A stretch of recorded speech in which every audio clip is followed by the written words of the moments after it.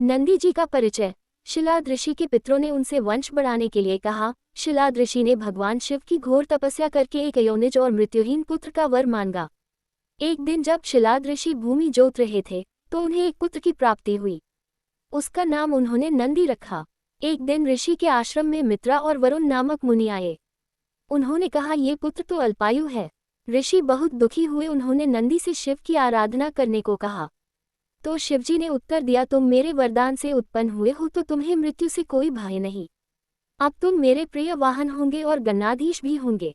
नंदी के कान में कहने का मुख्य कारण, भगवान शिव समाधिस्थ रहते हैं और बंद आंखों से संपूर्ण जगत का संचालन करने का मुख्य कार्य करते हैं। तो नंदी उनके लिए चैतन्य रूप का कार्य करते हैं। वो उनकी समाधि के बाहर बैठे रहते हैं जिससे उनकी समाधि में विघ्न न हो। तो भक्त अपनी मनोकामना या समस्या नंदी जी के कान में कह देते हैं।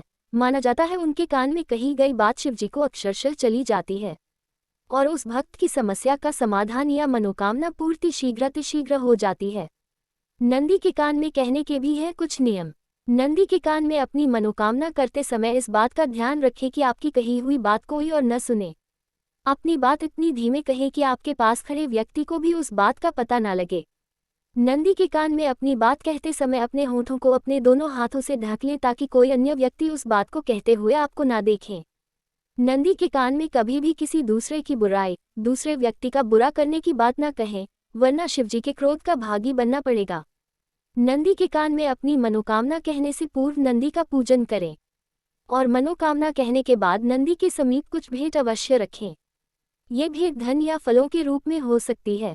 अपनी बात नंदी के किसी भी कान में कही जा सकती है, लेकिन बाएं कान में कहने को अधिक महत्व है।